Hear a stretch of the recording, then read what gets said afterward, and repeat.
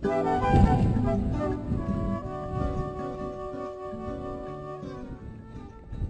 nga ba ang paraan ng pagbibigay ng pansin, ng pagsamba sa ating Diyos? Ang atin ngayong mensahe, pinamagatang Ministering to the Lord's Majesty.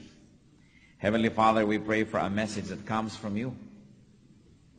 Turuan niyo nga po kami, Panginoon, na sa sandaling ito, maging mapayapa, matahimik, at marinig namin ang mensahe sa inyo. We ask you, Holy Spirit, bless us, enable us, empower us, anoint us to understand God's Word. And we pray, Father, that you may be our speaker. Gamitin niyo pong tungtungan ng inyong paa, ang inyong lingkod. Kayo po ang maging tagapagsalita. Maitaas namin ang inyong pangalan at ang katotohanan niyo makapagpalaya sa aming lahat. In the name of Jesus, we reject and rebuke all work, all presence of evil. And we ask you, Holy Spirit, fill this praise with your glory, with your majesty. And let the words that will come from the Bible become our food. Father, speak powerfully. Do your purpose. Accomplish your will in Jesus' mighty name. Ministering to the Lord's majesty. So sa pagbabasa po natin, tingnan natin how the Lord is given honor. Sa book of John, chapter 12, verses 1 up to 3. 6 days before the Passover, Jesus arrived at Bethany, where Lazarus lived, whom Jesus had raised from the dead. Here a dinner was given in Jesus' honor. Martha served, while Lazarus was among those reclining at the table with him. Then Mary took about a pint of pure nard, an expensive perfume. She poured it on Jesus' feet and wiped his feet with her hair, and the house was filled with the fragrance of the perfume. At nawapagpalain tayo ng Panginoon sa mga maiiksing pangungusap na yan na punong-puno ng kahulugan. So what happened? The Lord was honored. The Lord was honored in this house. Sa bahay ni Lazarus, magkakapatid na Lazarus, Martha at Mary, pinarangalan ng Panginoon. How was the Lord honored? The Lord was honored with a banquet, with a dinner. So the Lord was honored with a banquet, a dinner. You know, dinners and banquets have great significance. Halimbawa sa Psalm 23 verse 5, nakikita natin dito yung kahalagahan nung banquet, nung dinner, anong significance niyan. Psalm 23 verse 5, you prepare a table before me in the presence of my enemies. You anoint my head with oil, my cup overflows. Isa ito sa pagpapakita ng pagpoprotect ng Diyos sa kanyang mga anak, sa kanyang mga tagasunod, at bilang isang shepherd na nagpo-protect ng kanyang sheep, naghahanda daw ng pagkain itong shepherd na ito sa harap ng mga kaaway noong sheep. And then you anoint my head with oil, binibigyan mo pa ako ng karangalan, my cup overflows. Napakaraming beses na nating sinabit, ulitin natin, na sa Middle East, pagka naghain ng isang tao at pinakain kayo o kaya ay dumulog sa isang hapagkainan kasama ninyo, ibig sabihin, ibibigay niya ang kanyang buhay sa inyo. Na wala na siyang hindi pa ibibigay kung siya ay dumulog sa isang hapagkainan kasama ninyo. So, pag sinabi na bilang isang shepherd, you prepare a table before me in the presence of my enemies, ibig sabihin, ganun ako ka-protected. Kahit nakapaligid ang aking mga enemies, O my shepherd, O my Lord, you set a table before me. Ibig sabihin, you will give your life for me, you will protect me.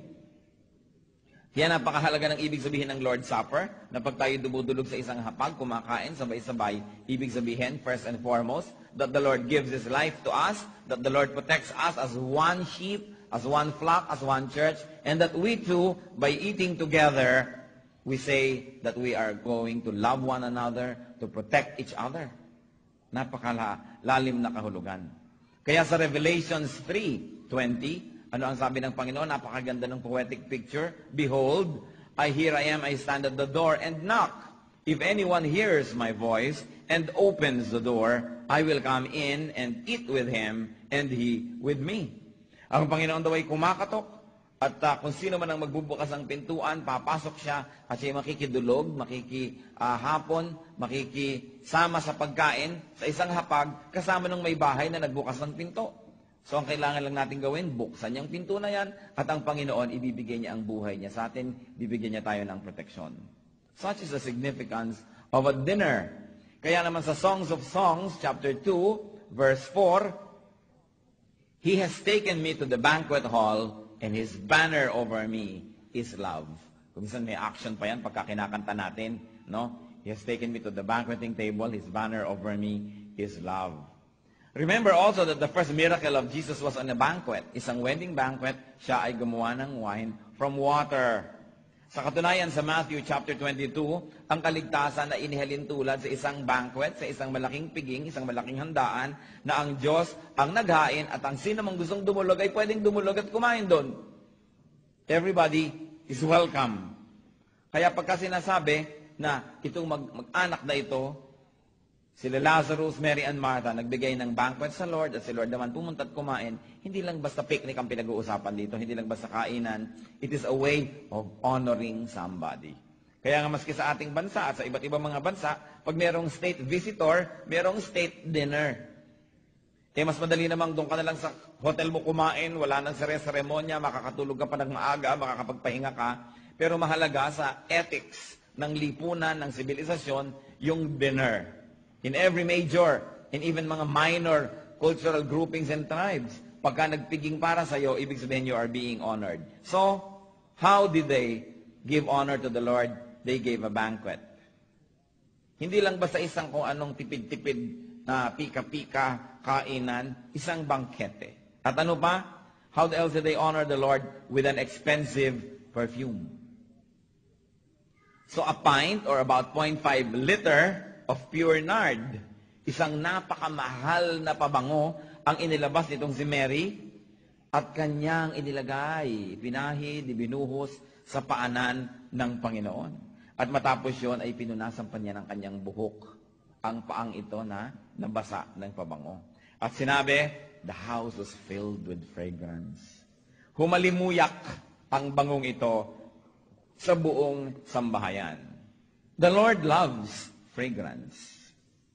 Mahal at gusto ng Diyos ang mabango. Sa Exodus 30, verse 7, Aaron must burn fragrant incense on the altar every morning when he tends the lamps. So isa sa mga trabaho ng mga priest ay magpausok ng mga mababangong mga insenso.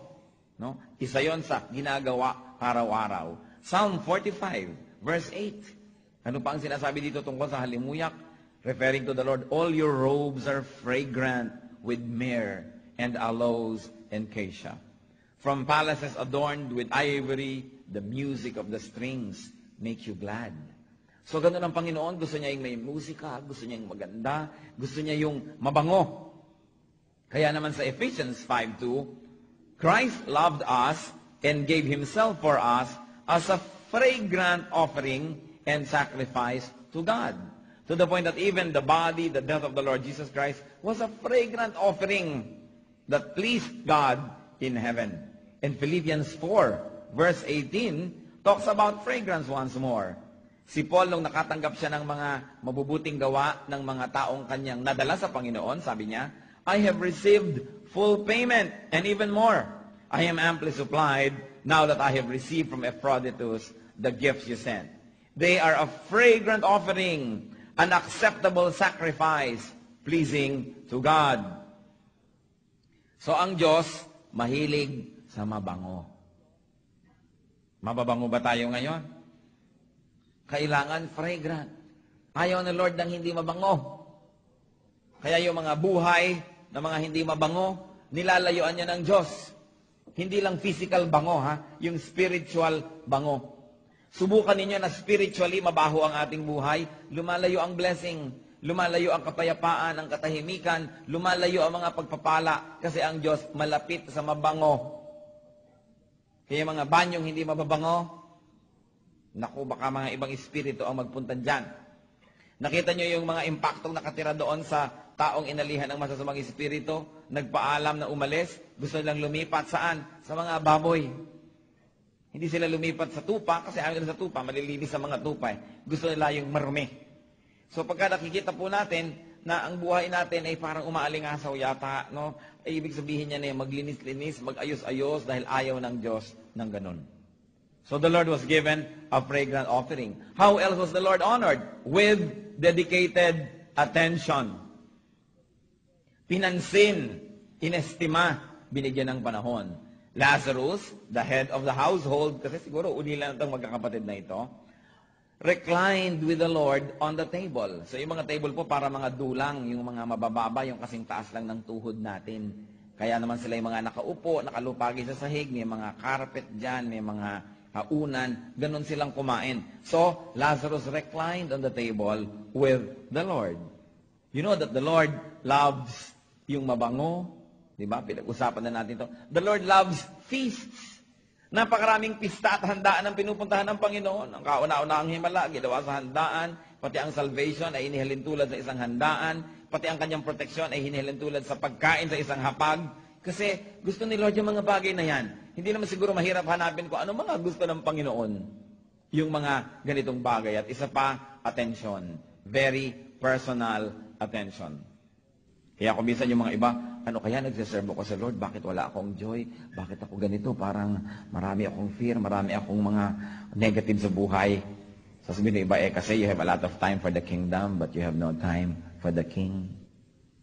Lingkod ka na lang ng lingkod, tulong ka na lang ng tulong, pero wala ka naman devotions, wala kang personal prayer, wala kang time ng reflection, yung kayo lang ni Lord. Ang laging kasama mo, kapwa Christian, nag-accomplish kayo, ang bibilis yung gumawa, takbuhan kayo ng takbuhan, pero wala kang personal na oras para sa Diyos. Kaya may kulang. Mahalaga yung personal na oras. Ipinakita na sa atin yan ni Lord. The Lord Jesus Christ lived not only to be human to save us, but also to show us how to live as humans. Katulad sa Mark 1, verse 35. Ano ba ang kanyang mga prayer habits? Very early in the morning, while it was still dark, Jesus got up, left the house, and went off to a solitary place where he prayed. Maagang-maaga pa lang, umalis na siya sa kanyang tinulugang lugar at napunta sa isang tahimik na lugar para manalangin. Si Lord pa yun, tayo pa kaya ang hindi lalong nangangailangan ng ganitong bagay. Kailangan meron tayong personal na oras sa Diyos. Meron tayong oras ng paglilingkod, meron tayong oras ng fellowship with other people, pero meron tayong oras na personal lamang. Kayo lang at ang Diyos, wala nang iba. At kailangan ipinaglalaban ang ganitong oras. Kaya nga ang sabi ng 1 Corinthians chapter 1, verse 9, God who has called you into fellowship with His Son, Jesus Christ our Lord, is faithful. So we were called into fellowship with the Lord. Maraming mga Kristiyano, wala ka maipintas when it comes to fellowship. Present talaga, laging nandun. Pag-fellowship with other Christians. Pero kailangan, meron tayong personal fellowship with Jesus.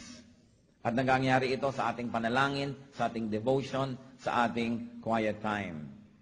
Nakakapag-fellowship din tayo kay Lord kung tayo sumasama sa Kanya, sa Kanyang paglilingkod, sa Kanyang gawain, sa Kanyang mga adikain. Anong sinasabi ng book of Philippians here? Chapter 3, verse 10. I want to know Christ and the power of His resurrection and the fellowship of sharing in His sufferings, becoming like Him in His death. So pagka pala tayo ay sumasama sa mga suffering ni Lord, nakikipag-fellowship din tayo sa Kanya. Ano yon? Halimbawa, may nakakainis, tinitimpi mo ang iyong sarili, you suffer, then you fellowship with the Lord. Kasi tinimpi din niya ang kanyang sarili nung napakaraming mga nananakit sa Kanya. Pagka mayroong mga pupuntahan tayong mahihirap na puntahan, share natin ang gospel, tuturuan natin, tapos ayaw tayong pakinggan, pinagsasabihan pa tayo ng mga masasamang salita, at tayo naman ay hindi nagagalit sa kanila, we bless them and we pray for them. We share in the sufferings of Jesus who also experienced the same things. Sa paglilingkod natin sa kapwa, pagpapakain sa kanila, pagtingin sa mga mahirap, sa mga may sakit, sa mga nangangailangan, we suffer with Christ. And when we are persecuted for righteousness' sake, we suffer with Christ. And that too is a form of fellowshipping with Him. Kaya maraming malalalim na kahulugan ang pakikipag-fellowship kay Lord. So the Lord was given honor with dinner, with perfume, and with lavish attention.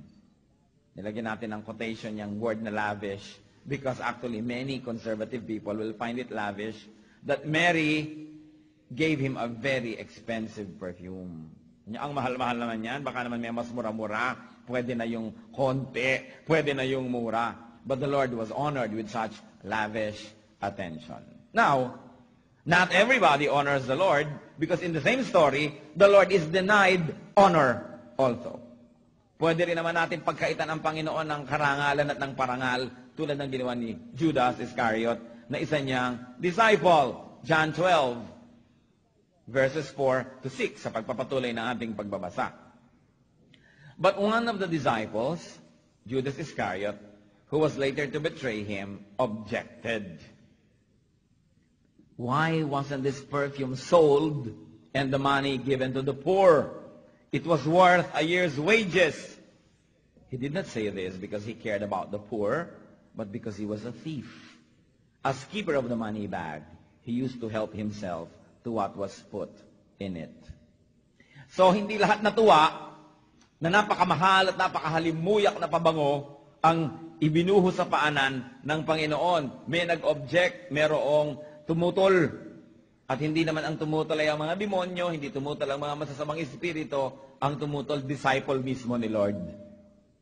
Kadalasan naman yung mga tumututol, hindi rin yung mga tagalabas sa church, yung tagaloob din, yan din ang mga kontrabida kumisan. No? Hindi na kailangang lumayo pa. Ang sabi, nag-object siya.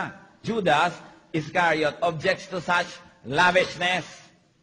Sabi, ang luhu-luhu naman, sobra na yan, exaggerated, masyadong expensive. Sabi niya, bakit hindi nalang ipinagbili ang pabango at yung pinagbilhan na ibigay sa mga maralita? Kasi nasabi sa atin na ang halaga ng pabango ay halaga ng sweldo ng isang tao ng isang taon. So kung sumusweldo ka ng 10,000 pesos, let us simplify, di ano yon, 120,000 worth yung pabango na sa isang iglap ay ibinuhos at ibinigay sa Panginoon. So sabi ni Judas, mali yan, maluho. Kung yan ay ipinenta natin at ibinigay sa mahihirap, mas mabuti pa ang ganong bagay. So he objected.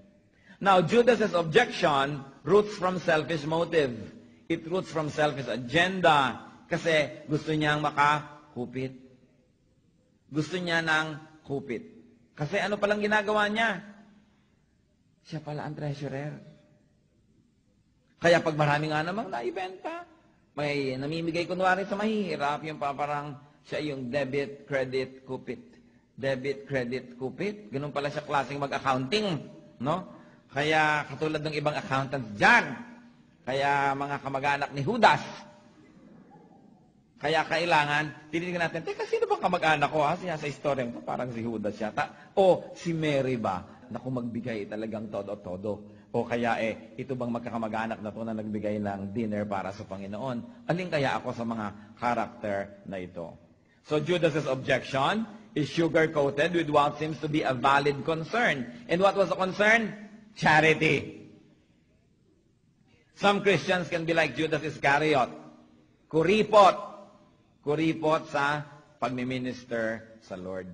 Kuripot in ministering to God. Puro na lang tipid, puro na lang scale down, puro na lang let's be practical, let's be simple. Yung pala, poverty mentality na yung umiiral sa kanilang buhay. Sometimes you see this in churches. Tama na ang isang simpleng sound system kahit pupugak-pugak. Tama na ang isang gibagibang stage. Tama na ang tumutulong bubong. Tama na ang madilim at pagkabaho-bahong banyo para sa church. Tama na ang sayaw na hindi pinractice. Tama na ang tugtog na pupugak-pugak. Tama na yan. Kay Lord naman simple na lang. Ganun ba ang gusto ni Lord? Yun ang gusto ni Judas. Pero hindi yun ang gusto ni Lord. Kasi kadalasan sa ating pag-worship, ang ating dealing with God is devoid of godly sense of majesty, of pageantry and excellence, of expressiveness, generosity, and celebration. Puro na lang pasimple, pasimple, pasimple. Consistent ba yun sa glory, sa majesty ng Diyos? Exodus 15:11. Who among the gods is like you, O Lord? Who is like you, majestic in holiness, awesome in glory, working wonders? So kung awesome ang Diyos, majestic, He deserves the best. At dapat yung best ang ibinibigay natin, hindi yung kung ano-ano na lang. Psalm 8 verse 1, O Lord, our Lord, how majestic is your name in all the earth. You have set your glory above the heavens. At dahil majestic and glorious ang Diyos, kung may kakanta, dapat maganda. Hindi yung huwag niyo na hong pakinggan ang aking tinig. Intindihin niyo na lang po yung mensahe ng aking awit. E di, photocopy mo na lang yan. I-text mo na lang sa amin yung mensahe mo, no? At huwag ka nang kumanta, hindi pala maganda yung boses mo. Ngayon, iba naman yung nag-worship lang tayo corporately, kahit anong boses, siyempre, pwede. Pero kung special number, kaya nga special number dahil special. So, hindi pwedeng kumakanta ka, nilalamon mo yung mga letra of your majesty, marami mga kabataan pag nagsasalita, parang may subong bato. Hindi mo na maintindihan sa pagpapakyot na hindi na masabi ang letra. No? Kailangan kumakanta ka, naiintindihan yung kanta mo. Hindi lang maganda yung tunog, naiintindihan yung letra. Hindi lang naiintindihan yung letra, maganda rin yung tunog. So kung may mga choir, sauluhin nyo ang inyong kanta. Kung may mga special number, ipe-prepare. Kung gumagawa ka ng physical building, kailangan malinis, kailangan presentable, kahit na hindi super mahal ang ginagamit mong mga gamit, but the best that you can give, within what best means to you, pagkatapos maayos, malinis, hindi yung nakakandiri. Because God loves fragrance and glory and majesty and pageantry. Kailan pa kaya natin kikilalanin ng Diyos na ganoon siya? Mabuti pa yung mga nasa kulto. Pag sila ang gumagawa ng mga piging, ng mga pista, ng mga celebration, talagang todo-todo. Pagkatapos mga Kristiyano, lagi nilang tipid. Siyempre, kung tinitipid mong Diyos, ayan tuloy, ang blessing dumadating din sa iyo. Kapra-kapraso, tipid-tipid. Kung ang Diyos ba'y natutuwa sa atin, imposible ba sa Kanya na paulanin ng grasya ang ating buhay? Hindi imposible sa Kanya. Pero kailangan muna katuwaan naman tayo. Kailangan maayos that we give Him the honor that He deserves. That within the best that we can do, yung best natin. So kung tayo yung mga kinakapos, ano ba yung best natin? Kung hanggang doon na lang, di hanggang doon, pero best pa rin. Ngayon, kung hindi ka naman kinakapos, maluwag-luwag ka, di mas maganda-ganda, yung pa rin ang yung best. Napakahalaga na tanggalin sa Christianity yung culture of poverty. This poverty mentality, pwede na yan. Simplihan na lang natin, okay na yan. Yung mga ganyang klaseng mentality dapat tinatanggal. So kung magpipreach, dapat the best, handa ka. Magtiteach ka, handa ka. Kahit anong ginagawa natin, the best gesture. Because we have the best God. In fact, there's only one God. And He is glorious, and He is mighty, and He is awesome. Kailangan sa ating pagkilos, nakikita pa doon yung ating trato sa Kanya. Pero hindi. Meron pa mga Kristiyano, tulad ni Judas Iscariot, are critical of those who minister to God in majestic proportions. Pag nakakakita sila ng mga big gesture, mga majestic and awesome gestures of other people, kinikriticize pa nila, maluluho, wasteful, extravagant. Ganyan pa ang mga tingin nila sa kanila. Ba't naman ang church natin? Ang dami-dami pang ilaw. Ba't naman ang... sige, gusto mong madilim, pumunta kang kuweba. Di ba? Bakit naman ganito pa tayo? Bakit ganyan pa tayo? Ba't hindi na lang natin ipamigay sa mahihirap yan? Bakit naman inaayos pa natin? Bibili pa tayong mahal na sound system, bibili ng mga Biblia at ibigay sa mga walang Biblia. Sabi ni Lord, iba naman yung para doon sa mahihirap at iba yung para sa akin. Huwag yung pagpalitin. 1 Chronicles 16, 27 to 28. Splendor and majesty are before Him. Strength and joy in His dwelling place. Ascribe to the Lord, O families of nations. Ascribe to the Lord glory and strength. So kailangan the best ibinibigay natin yan. Now, the Lord honors the honor given Him. Binigyan siya ng honor, inonor ba niya yun?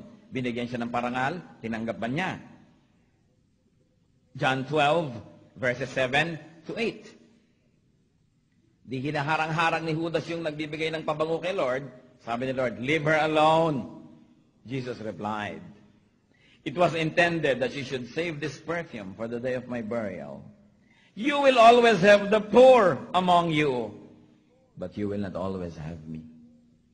Ito niya sabi ng Panginoon, sige, mahalin yung mahihirap, pero hindi yan nauubos. Lagi silang nandyan. So huwag niyong pagpalitin yung devotion niyo sa akin sa pag-ibig niyo sa mahihirap.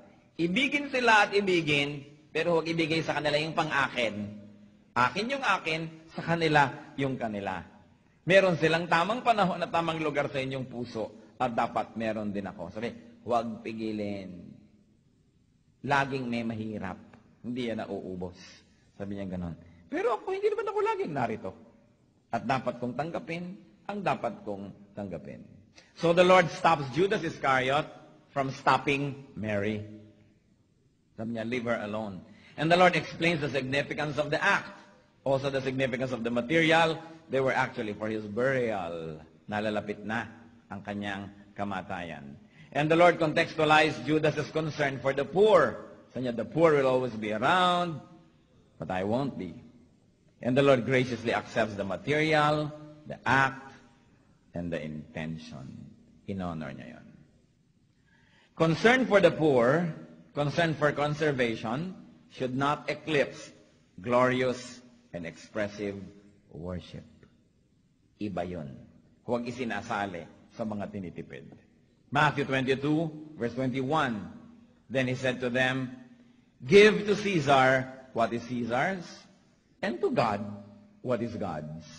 Kung pwede tayong magpalit ng ibang words, give to the poor what is to the poor, and give to God what is God. Hindi kailangan magka-contest yun. Pwedeng ginagawa yun ang sabay. Parehong ginagawa. Inaaruga natin ang mga mahirap, mga maralita, pero hindi ibig sabihin na titipirin natin ang glorious worship natin kay Lord at ang expression ng ating paghanga, pagsamba sa Kanya. Pwedeng gawin yun ng sabay. Bakit? Kasi sa Diyos naman ang gagaling ang lahat ng pagpapala. Pwede niya rin ibigay lahat yon sabay-sabay kung siya ay nalulugod sa atin. Kaya ang number 1 muna natin gawin is to please God. And when God is pleased, He opens the floodgates of heaven and pours out blessings on all of us. Ano yon? Siksik, liglig, at umaapaw na blessing. Kaya magagawa mo lahat ng yung charity, magagawa mo pa yung glorious service mo, sabay-sabay. We minister to the poor, we minister to people, but do not forget that the number 1 duty of God's people is to worship God. We live to worship God. Secondary lang yung to serve others, although that too is very important. But number 1, to worship God. To minister to God. Napaglilingkuran ba ang Diyos? Yes. We can make God happy. We can give delight and pleasure to the Lord through our worship. People minister to God through worship, through offerings, through glorification, through exaltation. Yung mga pageantry, mga feast, mga paghahanda. Kaya nga tayo nagpipista sa Panginoon tuwing May 1, pista para kay Kristo, pistang Kristiyano. Ipinagpipista natin siya. Kung yung mga anak niya na gumagraduate sa board, ipinagpipista ninyo.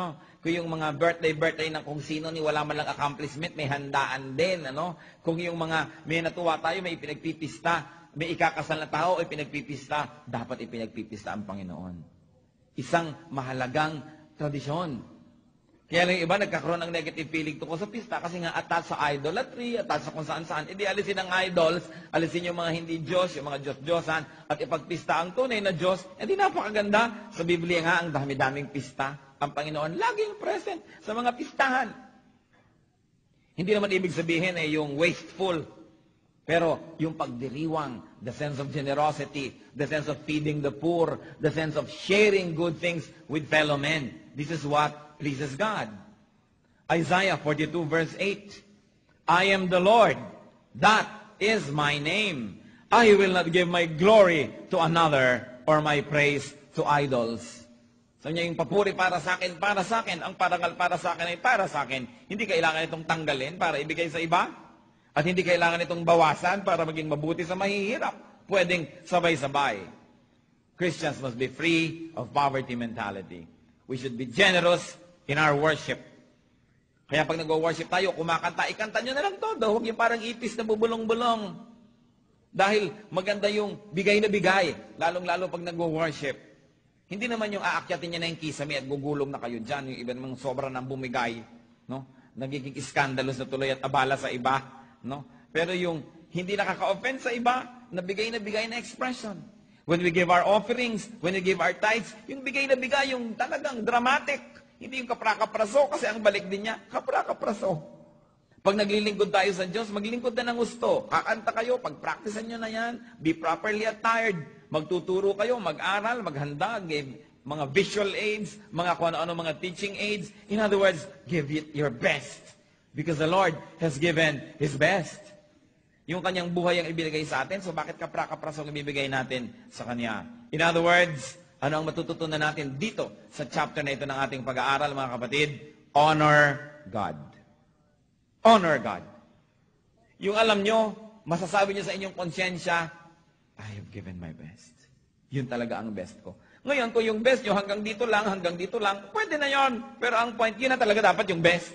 Hindi yung may ibibigay pa kayo, meron pang pwede, pero kinokontean nyo lang, tapos sasabihin nyo, pwede na yan. Huwag na lang yung best, saka na lang. Dapat yung best. Hinahanap niya yung tamang pagtrato sa kanya, that He is majestic, that He is glorious, na hindi siya tulad lang natin. So huwag natin siyang ituring na parang tayo lamang, kundi siya ay dapat itaas ang kanyang pangalan. So, napakahalaga. We can learn from this family. They honored the Lord. Hindi nila pinanghinayangan yung ibinigay nila na yung nanghihinayang si Judas. Isang taong sweldo na yan, ng isang ordinaryong kawani. Sayang naman, bakit in-offer kay Lord? Walang nasasayang na ino-offer kay Lord. The truth is, nothing that is surrendered at the Lord's altar is ever lost. And the truth is, only those that you surrender at the Lord's altar can be yours. Katulad halimbawa ni Abraham, nung hiningi ng Panginoon ay alay niya ang kanyang anak na si Isaac dun sa altar. Inilagay niya ang kanyang anak doon at handa siya na ibigay sa Diyos ang kanyang anak. At dahil ibinigay niya, nanatiling kanya. Nung napatunayan na niya sa kanyang sarili at ng Diyos, na oo nga, ibibigay pala. Hindi naman kinuha ng Diyos. Ibinalik. Pinigil ang kanyang kamay para i-offer yung anak na yon. At sinabi, ayun merong tupa doon na yung kanyang sungay, yun na trap at napaipit sa maraming tinik. Yun ang i-offer. Ano kaya ang mangyayari kung sa Abraham sinabi ni Lord, i-offer mo sa akin na anak mong si Isaac? Ay, iba na lang ho. Yung asawa ko na lang si Sarah, gusto nyo? Diba? O yung iba na lang, baka pwede. Huwag na lang ho ito, sige na, balato na. Alam nyo, yung ipagkakait nyo sa Diyos, yun ang mawawala. Kasi, sabi ni Lord, I will allow no one to take my honor. I will not give my honor to anybody. Dapat number 1 ako sa iyong buhay. Tapos naglalagay ka ng ibang number 1, aalisin ko yan. Hindi pwedeng may iba. Kaya yung mga gusto ninyong makip, yung gusto ninyong ma-maintain sa buhay, mga kapatid, huwag niyong gawing number 1. Huwag niyong gawing kakumpetensya ng Diyos. Kasi baka kunin. Baka mawala. Because the Lord will tolerate no rival. Kaya nga nag-iisip-isip ako, siguro kaya hiningi ni Lord kay Abraham, itong anak niyang si Isaac. Baka dumating sa point itong si Abraham na sobrang nahumaling doon sa anak, sa tagal ba namang naghintay magkaanak? Na baka napapalitan na yung pwesto ng Diyos na number 1 sa kanyang buhay. Kaya kinailangang hingin ito para mapatunayan ni Abraham sa kanyang sarili at mapatunayan ng Diyos na hindi pa naman pala pinalitan ni Isaac ang Diyos sa puso ni Abraham. At nung mapatunayan niya at willing siyang ibigay, hindi naman kinuha. Aanin naman ng Diyos si Isaac. Aanin naman ng Diyos ang inyong pag-ibig, ang inyong pera, ang inyong mga pangarap. Aanin niya yon na ipapasuko sa Kanya para lang niya sirain at alisin sa inyong buhay? Hindi. Ipinapasuko lang yan sapagkat ayaw ng Diyos na yun ang maging Diyos-Diyosan ng ating buhay. Bakit? Kung naging Diyos-Diyosan nyo ang inyong nobyo, ang inyong asawa, ang inyong pag-ibig, paano kung pinagtaksi lang kayo? Di tatalo na kayo ngayon mula sa building. Nagtitirintas na kayong ganyan tuwing lumulubog ang araw. Malayo ang tingin, walang tinatanaw. Paano kung naging Diyos nyo ang inyong mga pangarap at hindi natuloy? Paano kung naging Diyos nyo ang inyong bahay at nasunog? Paano kung naging Diyos nyo ang inyong kagandahan at biglang nasira? Kawawa naman tayo. Kaya ayaw ng Diyos na meron tayong ibang number 1, hindi dahil mayabang siya, hindi dahil conceited siya. Kasi alam niya, pwedeng-pwede tayong masira nung ating sinusundan, sinusunod at minamahal. Gusto niya tayong i-protect. Kaya sabi niya, make me number 1 in your life. Kasi hindi ako masusunog, hindi ako nawawala, hindi ako nagtataksil, hindi kita iiwan, hindi kita pagtataksilan. Kaya pag akong number 1 mo, safe ka. Yung mga ibang bagay, bagamat mahalaga, gawin mo lang number 2, number 3, number 4, dumating at umalis, okay lang, tuloy ang buhay. Pero oras na yan ang ginawa mong number 1 at biglayang nawala, paano ka na? So the Lord likes us to have Him as number 1 in our hearts so He can protect us, so He can love us, so we will be better off. Kaya pag may hinihingi sa atin ang Diyos, huwag niyong ipagkait. Hindi niya tayo sinasadista, kaya niya hinihingi. Kaya niya hinihingi, gusto niya masanay tayo na wala tayong ibang number 1, kundi siya lamang. Kung ano pa man yon, Sagabal sa ating pagsamba sa Kanya, sagabal sa ating pagiging payapa at secure, hinihingi niya. Give God the honor that is due Him. Huwag natin siyang tipirin, huwag natin siyang kuriputin, kasi napakabuti na maging mabuti ang ating pagtrato sa Diyos. Ano kaya ang sagabal sa atin? To give God majestic worship. To give God excellent service. Ano ang pumipigil sa inyo para makapaglingkod sa Diyos? Humihingi ang Diyos ng paglilingkod. Hindi kailangan ng Diyos ng audience tuwing linggo. Ang kailangan niya, mga alagad, mga tagasunod, mga lingkod, mga hukbo na gumagawa ng kanyang gawain. Sabi niya, kung mahal mo ako, feed my sheep, tend my flock, take care of my lambs. Merong ibinibigay na gawain para sa atin. Majestic worship, majestic offering. Yung hindi mo pang hihinayangan yung 120,000 na pabango na ibibigay sa Panginoon, kung ano man ang equivalent nun ngayon sa ating buhay. Yung hindi mo pang hihinayangan ang oras mo na gagamitin sa paglilingkod sa Kanya. Hindi mo pang hihinayangan na yung bahay mo ipagamit sa worship o kaya sa Bible study. Hindi mo pang hihinayangan na ang iyong mga katalinuhan at mga naipon sa buhay na kung ano-ano ay magamit para sa pagpapaunlad ng gawain ng Panginoon. Yung hindi mo siya pang hinayangan, napaka-importante. To give God our best. Because that's what the deeper meaning of worship is. Let's bow before the Lord and ponder these things. Kinukuri-kuripot ba natin ang Diyos? Tinitipid-tipid? Tulad ni Judas? O tayo ba'y tulad naman itong si Lazarus that takes time to sit with the Lord, to learn at His feet, to worship Him in splendor and majesty? Are we like Mary, who offered this very costly perfume? Are we like Martha, who prepared good food to be shared by all? Ano ba ang ating service sa Panginoon? Ano ba yung ating glorious worship? Sa ilang saglit, mag-isip-isip tayo. And make a firm resolve to give to God. If we're already giving our good, let's give our better. Let's give our best. Hindi nalulugi ang sino man na nagkakaloob sa Panginoon, sapagkat ang Panginoon ay marunong magbalik ng mga pagpapala. Ang tunay na nalulugi ay yung nagpapakawais sa buhay at pati ang Diyos kumisan inuutakan pa. Let's be alone with God and let the Spirit minister to us. How can we worship God in a more glorious, in a more powerful